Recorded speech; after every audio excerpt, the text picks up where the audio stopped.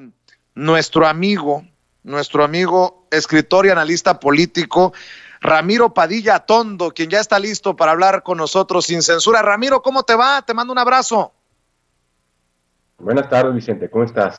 Saludándote acá desde Pues aquí, Ensenada, Baja California. tratando de cumplirle a la gente, de desmenuzar las cosas. Déjame iniciar preguntándote, ¿cómo ves los jaloneos en la Cámara de Diputados? Estamos en la República de los hombres pequeños. Solo muestran su pequeñez. Yo no estoy de acuerdo mucho con los nuevos integrantes del Partido del Trabajo, como son Mauricio Toledo y Héctor Serrano, que sabemos son unos porros golpeadores y parásitos del sistema, pero como dice el buen Gerardo Fernández Noroña, pues es lo que hay y lo que se tiene que trabajar. Pero la realidad de nuestra clase política en México es que es una clase política de personas muy pequeñas, muy mezquinos, muy... lo que requerimos como país es un total reemplazo de esta clase política que sigue haciendo las mismas cosas, sigue haciendo los mismos cochupos, los mismos arreglos, el mismo cochinero. ¿Qué te puedo decir?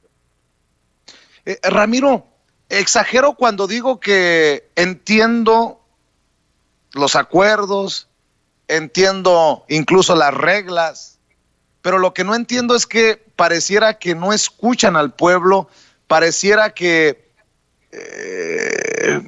no se dan cuenta de cómo se expresa la gente abajo, y no me importa si el político es de Morena, del PRI, del PAN, de donde tú quieras, pero en esta ocasión creo que no están leyendo bien la decisión del pueblo del 1 de julio del 2018, y por más que le escarbemos y digamos, no, pues no es mucho lo que gana el PRI con esta mesa directiva de la Cámara de Diputados, la gente está encabritada. ¿Así lo percibes tú también?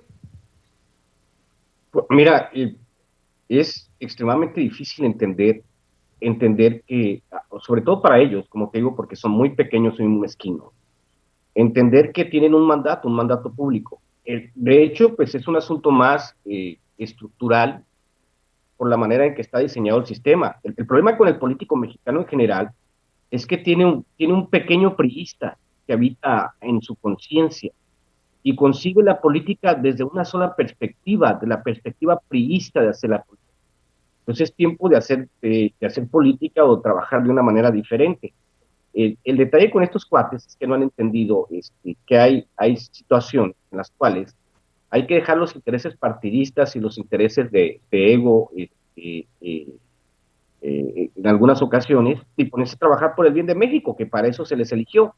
Por eso esta revolución pacífica que hicimos con la 4T es precisamente para evitar este tipo de pendejadas pues, que están sucediendo ahorita en el Congreso. Bloquear a Fernández Noroña nomás porque tiene una imagen de rijoso, conflictivo, cuando es un tipo honesto, pues no sé. O sea, que alguien me explique, como dicen, ¿no?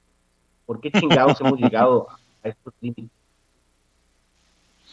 Oye, mi querido Ramiro, y hablando de personajes que no son honestos y que no tienen autoridad moral, hoy a las 4 de la tarde vamos a hacer una transmisión especial en vivo y en directo de Sin Censura con la entrevista que tenemos pactada con Olga Warnat, autora de Felipe el Oscuro, una Olga Warnat a la que admiramos, a la que respetamos y obviamente a la que leemos, planteándonos esta imagen de Felipe Calderón que yo digo, pues ni en mis peores pesadillas me lo hubiera imaginado del tamañito que nos muestra Olga Warnat con Felipe el Oscuro, para que la gente esté al pendiente a las 4 de la tarde, tiempo del centro en México y en Estados Unidos, a esta entrevista, y que busquen después la entrevista ya grabada como uno de nuestros videos en Sin Censura TV y Sin Censura Media, nuestros dos canales.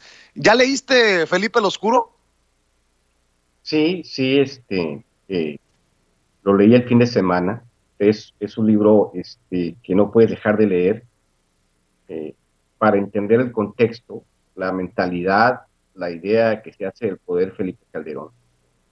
Y pues que ha sido un cínico y un corrupto desde siempre. De hecho, buscando material para tu entrevista hoy me encontré con algo del 2003, cuando el señor Felipe Calderón fue nombrado director de Banobra. Y su primera acción de gobierno, o su primera acción de trabajo como director de Banobras, fue autoprestarse 3,5 millones de pesos, por ejemplo, ¿no? Hijo de la chingada. Sí, sí, o sea, se autoprestó 3,5 millones, ¿no? Así empezó, con él empezó lo que dice, no sé si habéis visto un video muy famoso donde están con el famoso chayotero Ciro Gómez Leiva, Julio Astillero y Juan Ignacio Zavala, donde Julio Astillero le dice básicamente a Juan Ignacio Zavala, parásito, y le dice varias veces, eres un parásito. Con Felipe Calderón llegó la familia Zavala como una clase parasitaria. Recuerdo yo la película muy famosa de este año, el año pasado, la de Parásitos. Recordé mucho a la familia Zavala, ¿no? Por el término que utiliza Julio Astillero. Y luego veo esta dinámica en la cual un hombre enfermo de poder, deseoso de trascender una vida sumamente mediocre, que fue cobijado por grupos empresariales, por grupos políticos, porque el mal menor era tener a Felipe Calderón, que después bañaría al país de sangre. Sin pensar, por supuesto, que en el 2006, si las cosas se hubieran hecho de manera decente. Está el libro de terrorismo mediático de Carlos Paz, donde él explica más o menos cómo fue el fraude del 2006. Hay otros amigos míos que lo explican de manera más al detalle cómo funcionó el fraude del 2006, ¿no? Y no se dan cuenta que si en el 2006 respetan la elección, hubiesen tenido a un Andrés Manuel López Obrador bastante amarrado porque no hubiese tenido mayoría en el Congreso, o sea, lo hubieran bloqueado por todos lados. Pero lo único que hicieron fue hacer una bola de nieve que ahora tiene a Andrés Manuel López Obrador como el presidente más poderoso de la historia, digamos, de los últimos 50 años. En el caso de Felipe el Oscuro, pues reflejas un retrato, no es el primer retrato. Yo tengo aquí el libro de Jorge Castañeda y Rubén Aguilar, donde explica el por qué la guerra contra el narco fue una soberana pendejada. Olga Warnap hizo un trabajo extensivo y muy bien documentado acerca de esta pendejada, esta estupidez de Felipe Calderón, y ahora vemos que es una cosa también increíble, que están a punto a este psicópata, hijo de su chingada madre, están a punto de darle el registro de un partido, Vicente. Hazme el favor. Sí, está cabrón, está cabrón. Es como decirle, es como darle el registro de un partido a Díaz Ordaz, a Echeverría, de ese tamaño. Así estamos en este país. Increíble que se le tenga que dar el registro a un genocida que fue aún más letal que Díaz Ordaz. ¿Tú qué dices, Vicente?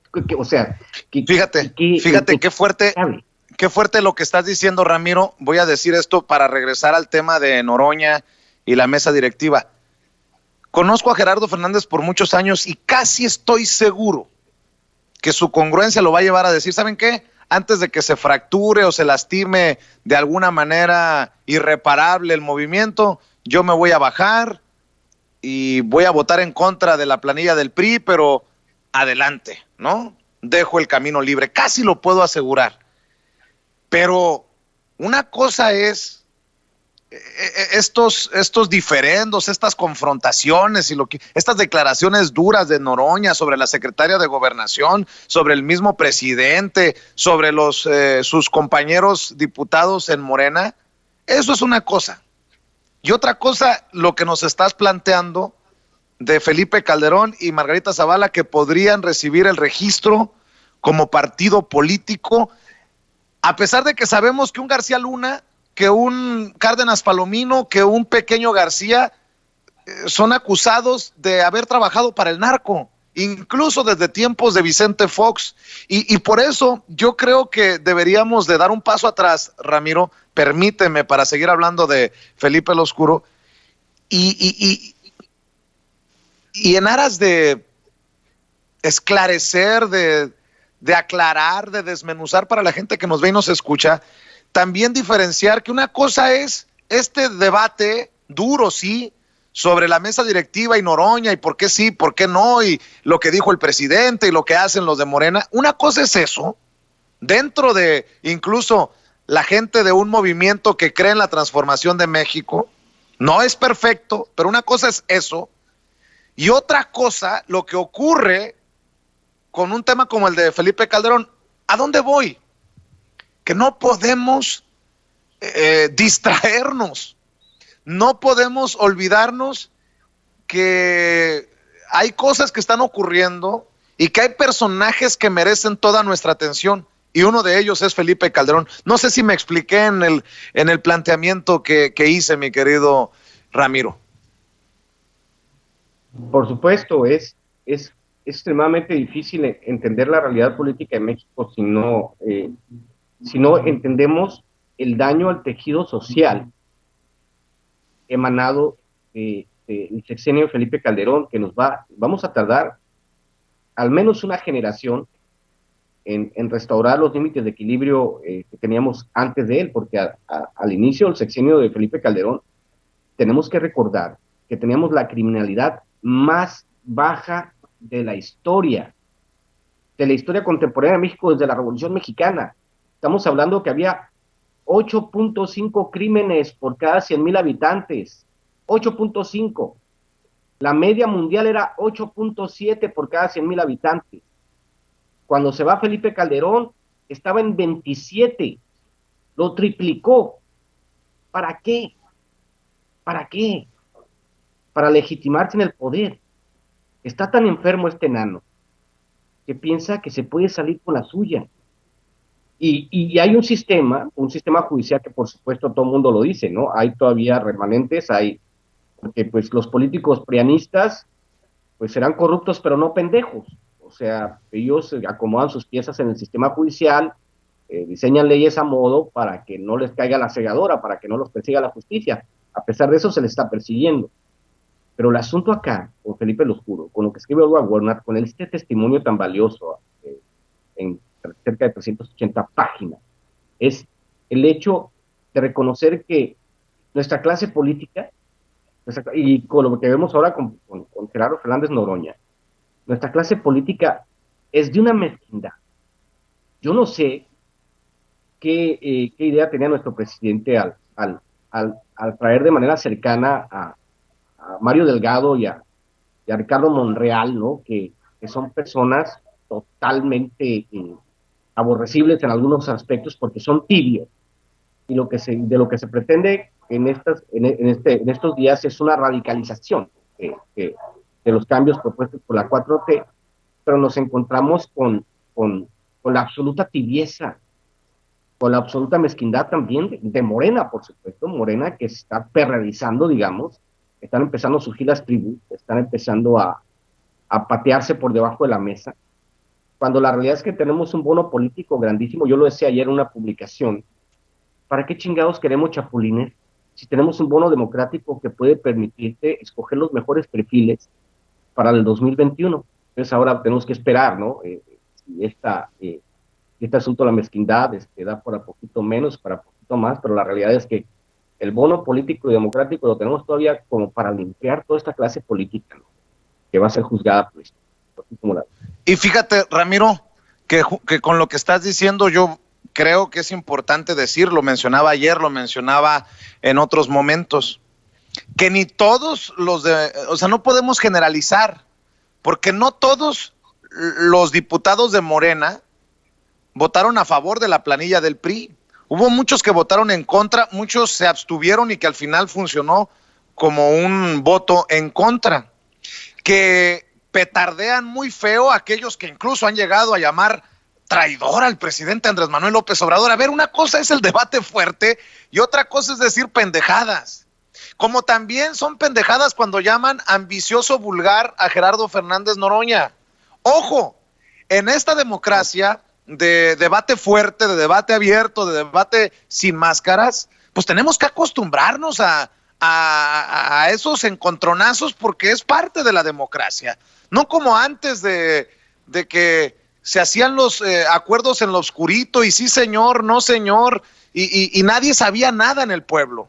Hoy creo que debemos de agradecerles con sus fallas y con sus virtudes a los que nos están dando esta oportunidad precisamente de involucrarnos. Pero ojo, de ahí a que algunos llamen traidor a Andrés Manuel López Obrador por me parece una tontería, insisto, como tontería que llamen vulgar ambicioso o ambicioso vulgar a Gerardo Fernández Noroña. Eso es no saber, no entender nada de lo que está pasando. Y ojo, creo que es importante lo que decía, entender que no todos los diputados de Morena están a favor de seguir la línea de un coordinador de bancada como Mario Delgado, ni todos los senadores de Morena están a favor de seguir la línea de un coordinador de bancada como Ricardo Monreal, y que hay libres pensadores en el movimiento que, a pesar de que el presidente muchas veces dice una cosa, no están de acuerdo con el presidente.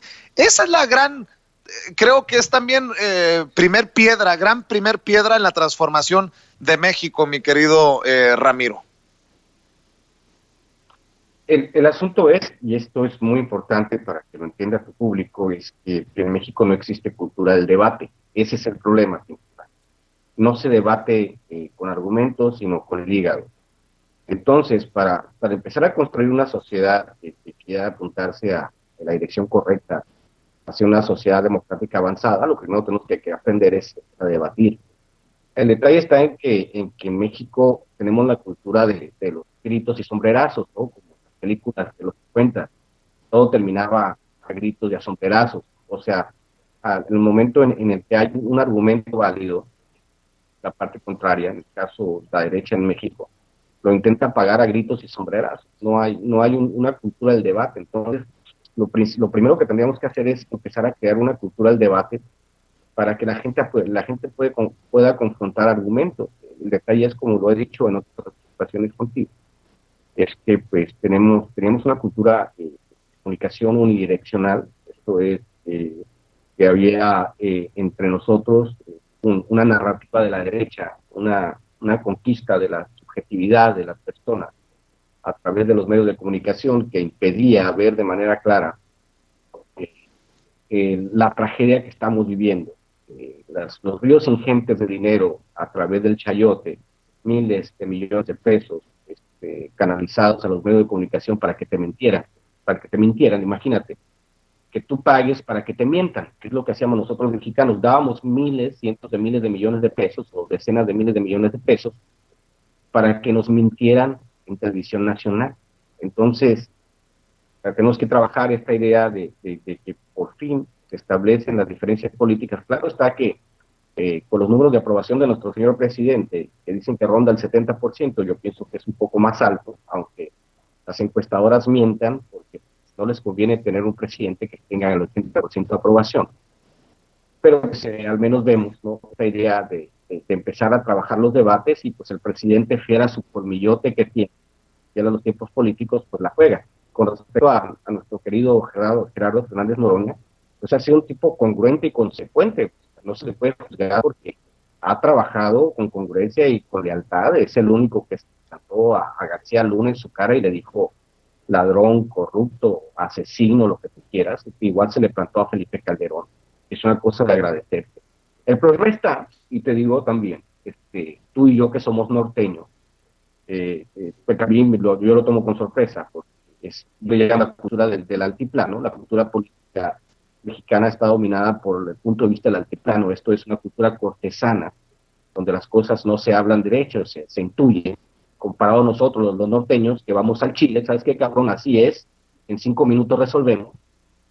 No sé si te das cuenta, Vicente, que allá en el interior es otro rollo. O sea, tienes que trabajar las cosas por aproximación, por intuición, tienes que leer entre líneas, tienes que asumir cosas, ¿no? Entonces, esa parte de la cultura política mexicana también tendría que trabajarse. Decían los chilangos que pues, si no actuaras por aproximaciones, porque no sabes quién es amigo, quién es enemigo, pues todo el mundo se mataría, ¿no? Pero al menos en la cultura mexicana, en la cultura política mexicana, habría de empezar a hablarse con sinceridad, ser derecho, ¿no? Oye, asumir una postura y defenderla al debate. Y en ese sentido, déjame regresar a Felipe el Oscuro. Mencionabas el tema García Luna, el presidente lo mencionó con nombre y apellido en su segundo informe de gobierno, Y para muchos panistas, para muchos conservadores, para muchos priistas, incluso que añoran al copetón y que dicen 2 años perdidos con López Obrador, para que vean que no es lo mismo hoy, mi querido Ramiro. No solamente Olga Warnat en Felipe el Oscuro, sino Anabel Hernández y otros periodistas han señalado esto, que han ratificado el general Tomás Ángeles de Aguajare, el comisario Valles, Herrera Valles, y el propio Jesús Lemus, parte de la familia Sin Censura, periodista de a pie, quien fue perseguido y encarcelado injustamente en tiempos de Calderón. Cuando a Calderón le dijeron, señor presidente, su secretario de Seguridad Pública está con los narcos, tiene nexos con los narcos, reprimió, persiguió y encarceló injustamente. ¿Tú ves haciendo lo mismo a un López Obrador? Yo no. Por eso digo que no estamos en la misma, y aunque les duela aceptarlo, vamos por el camino correcto. Sí, con retos, sí, pero no me chinguen. Hoy que sabemos todo lo que sabemos de Felipe Calderón, ¿cómo puede haber gente que diga que Felipe Calderón fue un buen presidente? Solamente los Lozano y solamente los Gil Suart y solamente estos cabrones pueden aplaudir lo que ocurrió con Felipe Calderón, mi querido Ramiro. Se llama disonancia cognitiva, a este fenómeno en el cual una persona piensa que o interpreta de manera muy pobre la realidad con respecto al periodo de Felipe Calderón, que primero pues llegó por la puerta de atrás. Lo dice Olga Warnat en el libro. Tuvo que, acuérdate, fue un escandalazo cuando tuvo que tomar posesión y entrar por atrás, tomar protesta y salir corriendo. Porque lo sabía. Te decía yo, te mencionaba al principio, el libro de Carlos Facio.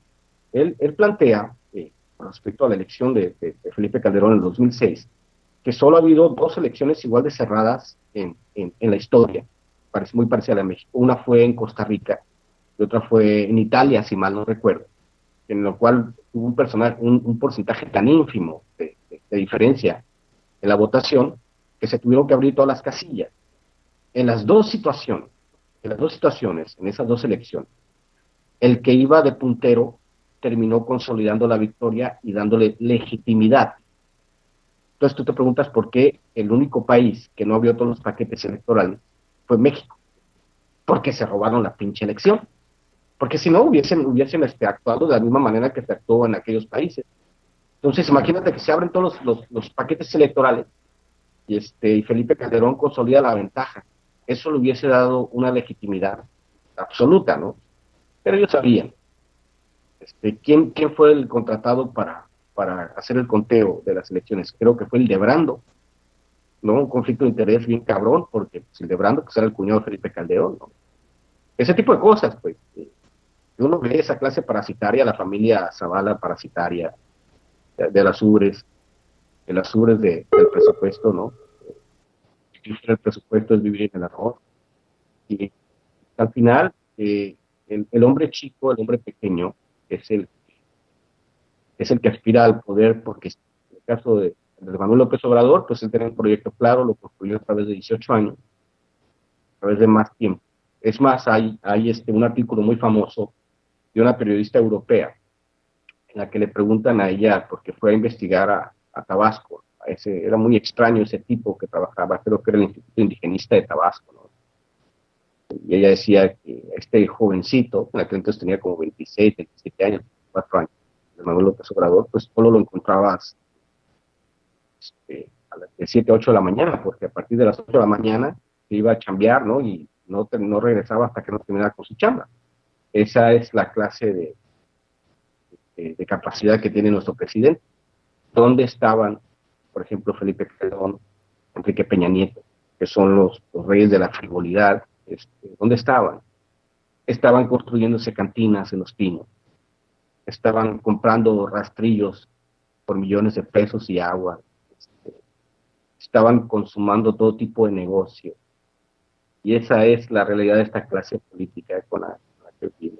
Te das cuenta, con Gerardo Fernández Noroña, él sabe que se enfrenta a un monstruo que que se niega a morir todavía, otro pianista. Así que pues no podemos llegar todavía a conclusiones, todavía esto, con esto de que no alcanzó mayoría Dulce María Sauri, pues todavía hay material, ¿no? Para pelear un ratito y esperemos de aquí al sábado. Todo esto está en progreso, así que no podemos asumir todavía nada hasta que ya sea consumatum est, ¿no? Como dice, hasta que ya es consumado.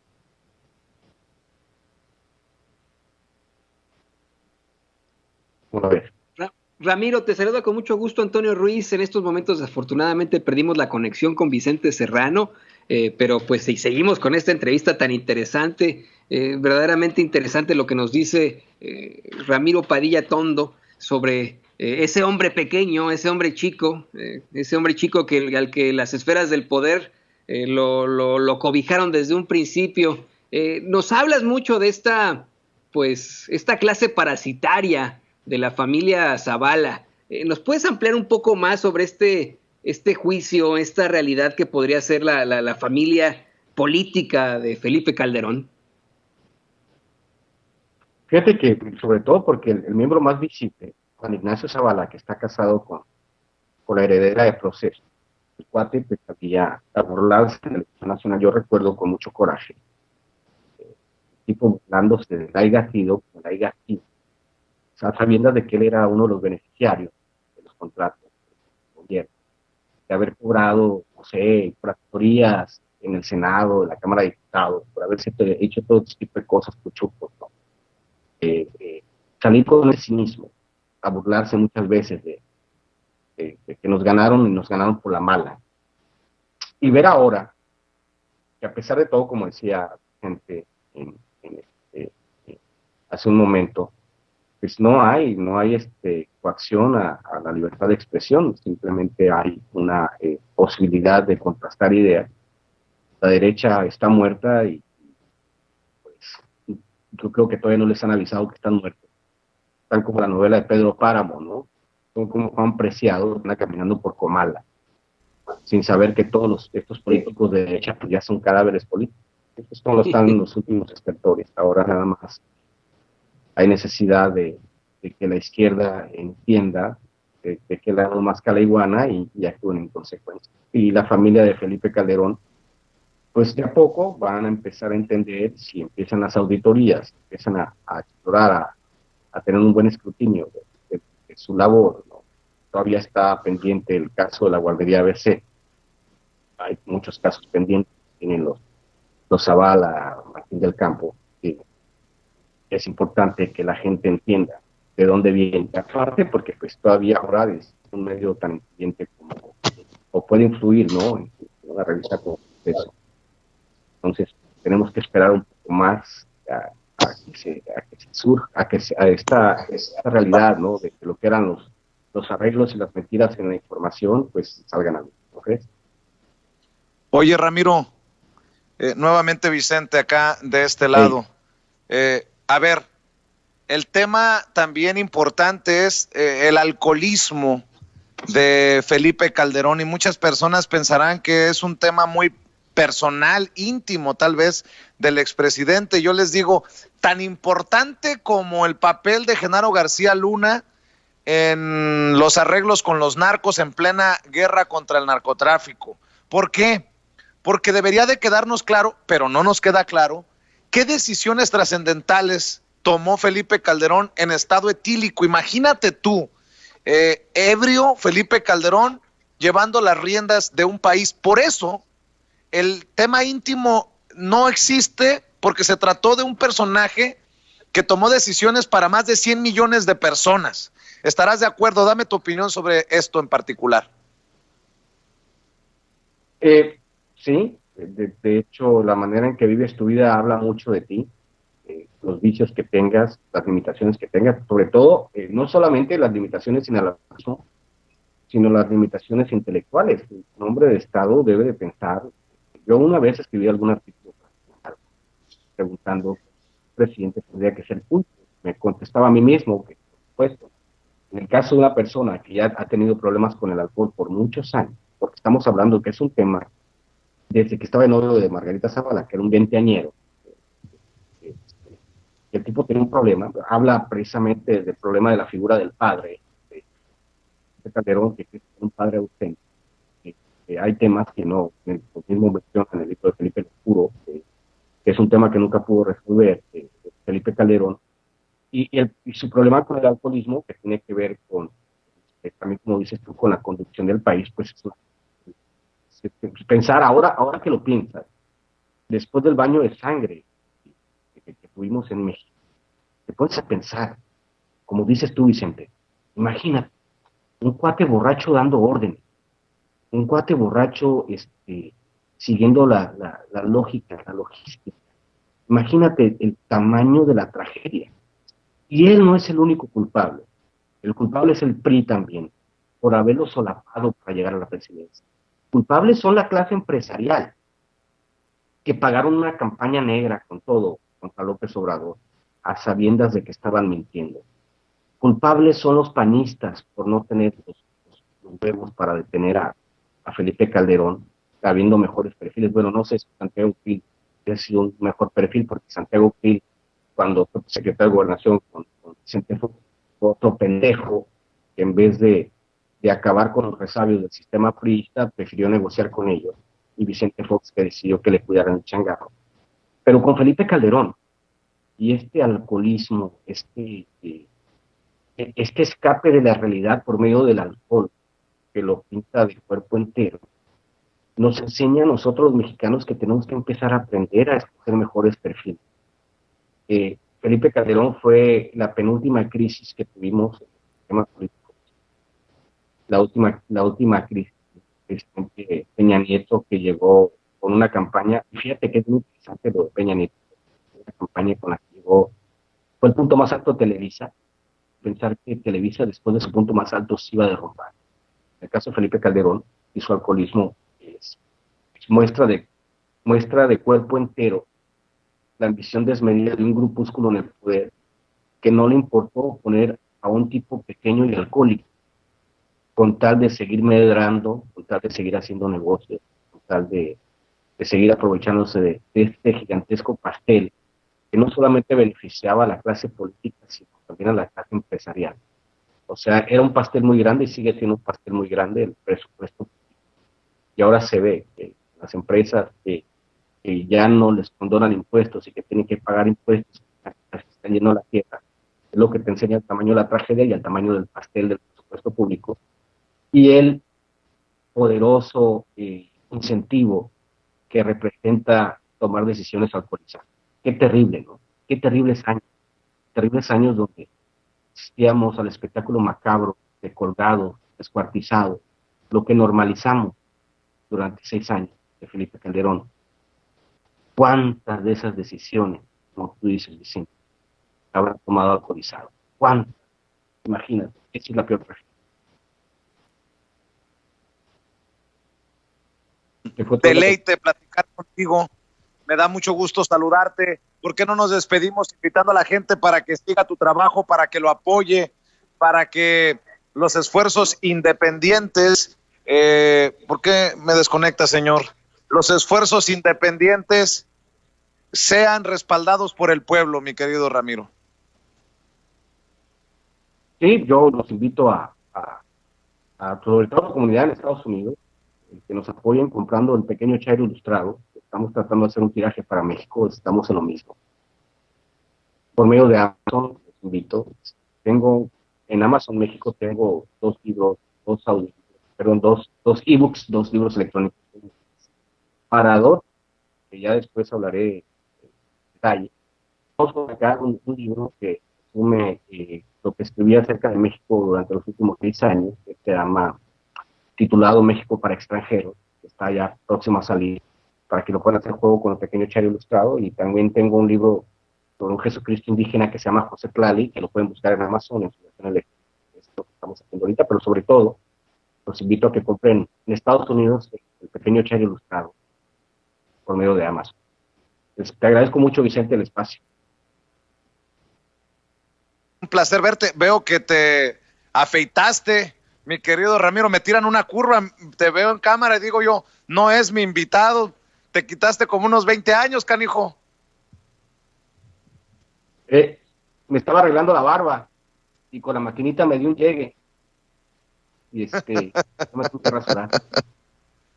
Suele pasar, gajes del oficio, querido paisano. Te mando un abrazo hasta el norte. Échele ganas. Un abrazo, nos vemos. Sale. Ahí está, pues, la conversación que esperemos sea de todos los miércoles.